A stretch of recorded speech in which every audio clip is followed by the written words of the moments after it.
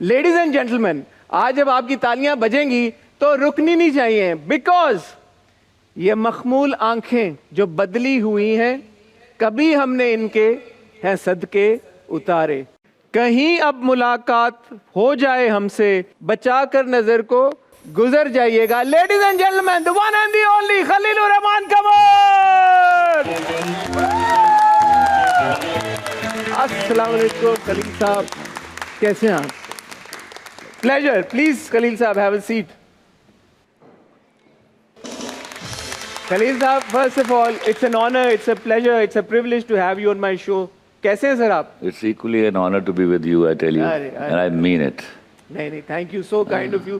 खलील साहब, आपके बारे में सब जानते ही हैं, आप अक्सर इस बात का जिक्र करते भी रहते हैं कि आप जो लिखते हैं वो आपका अपना नहीं है, वो आमद होती है। Of course. और इन मोस्ट इंस्टेंसेस आपको उसमें कुछ रद्दो-बदल करने की भी जरूरत नहीं पड़ती। Yeah, that's the right word in the most instances.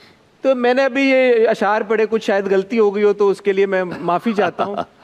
मैं चाहता हूँ कि पहले तो आप अपने खुद की जुबान से वो सुनाएं हमें। वो है कि ये मखमूर आंखें जो बदली हुई हैं, कभी हमने इनके हैं सदके उतारे, कभी फिर मुलाकात हो जाए हमसे, बचाकर नजर को गुजर जाइएगा। अरे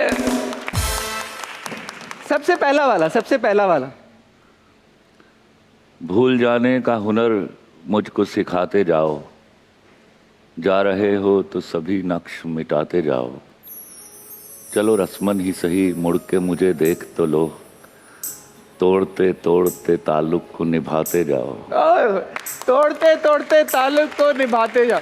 खलील साहब, ये मेरे पास तुम हो obviously such a phenomenal success, और इसके ओएसटी के ऊपर कोई 150 मिलियन से ज़्यादा व्यूज़ हैं, और ड्रामे के ऊपर तो दुनिया जानती है, मानती है। ये जब अशार आप पर उतरे, क्या उस वक्त माहौल था, क्या समा था? बिकॉज आपने वो बता नहीं सकता। क्यों? मुझे पता लगा आप बैंकॉक में थे उस वक्त। I was in Phuket. Phuket? What was going on and how did it happen? मैं ये बता नहीं सकता। नहीं, मुझे पता है। मैं कसम खा के कहता हूँ नहीं बताऊंगा। अच्छा, फुकेट में थे और वक्त क्या था? 2:30 बजे रात के 2:30 ऑलमोस्ट 2:30 बजे। अब अगर कोई शख्स फुकेट में हो, रात के 2:30 बज रहे हो, तो फिर क्या? I had a tear falling out of my eyes. अच्छा, That made me write the first line. फ़कत मेरे दिल से उतर जाइएगा, बिछड़ना मुबारक, बिछड़ जाइएगा। वाह वाह वाह। एंड खलील साहब, of course you said this on record कि आप पहले अपने आप को शायर समझते हैं और फिर एक लेखक। पहले मैं शायर हूँ। आप हैं। 7 साल की उम्र में पहला शेर आपने कहा, when your unfortunately your cousin passed away. वो शेर आप अगर बुरा ना मनाएं तो शेयर करना चाहेंगे हमसे? कुछ न रह सका जहाँ, वीरानियाँ तो रह गई, तुम चले गए तो क्या, कहानियाँ तो रह गई। 7 साल की उम्र में भाई जोर से तालियां बजाओ, क्या हो गया? Usually you know when kids are 7 और 8, खलील साहब, वो तो ये बल्ला लेके निकल जाते हैं गली में कि क्रिकेट शिकेट खेलेंगे। हालांकि 12 टेनी आपने भी खेली, बड़ी वो भी बहुत खेली है, और आप हराते गए बुजुर्गों को भी। अब्बा को हाँ, पहले अब्बा को।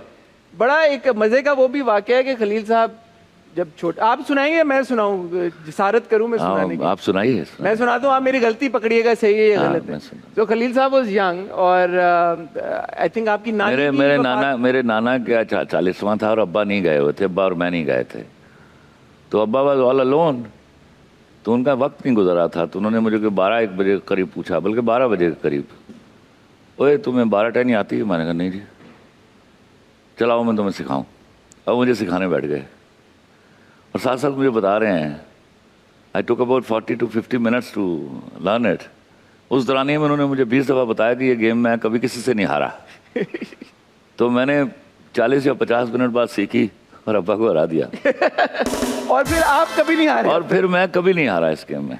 और बड़े बड़े बुजुर्गों के साथ भी आप खेलते रहे? वो मेरी उससे उस वजह से मेरा इल्म में इजाफा हुआ और मेरी दोस्तियाँ हुई उनसे। वो बातें करते थे बहुत बड़ी बड़ी और मैं सुना करता था। I was a wonderful listener. तो वो मेरे कहीं एब्जॉर्ब होती चली गई।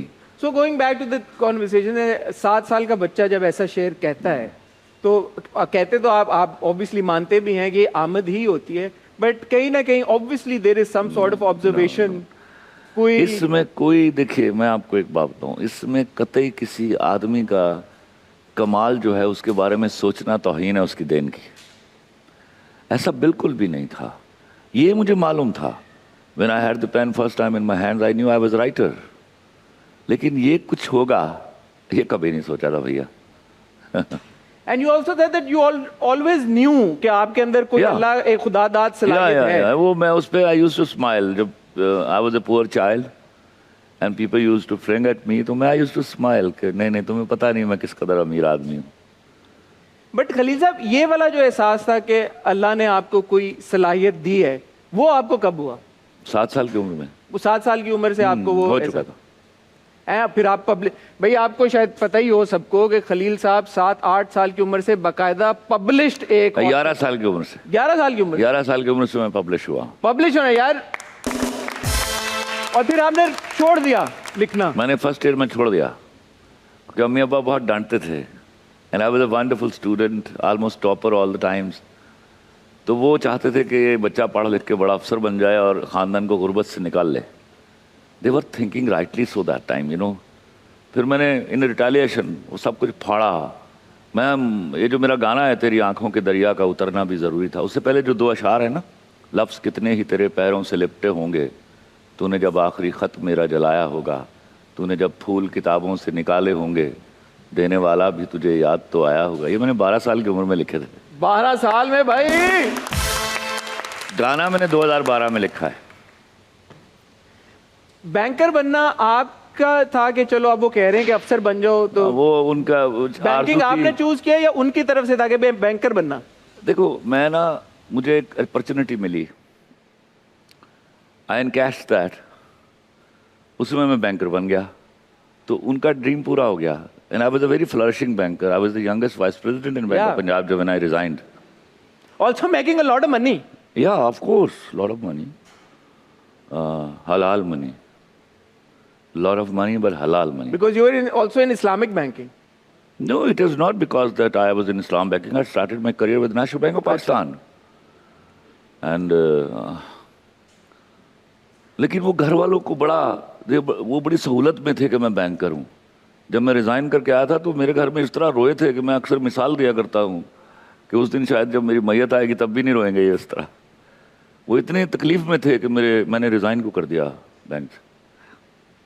तो वो ट्रांजिशन है बीच में, जो बैंकिंग है ना, वो है राइटिंग से बैंकिंग से वापस राइटिंग।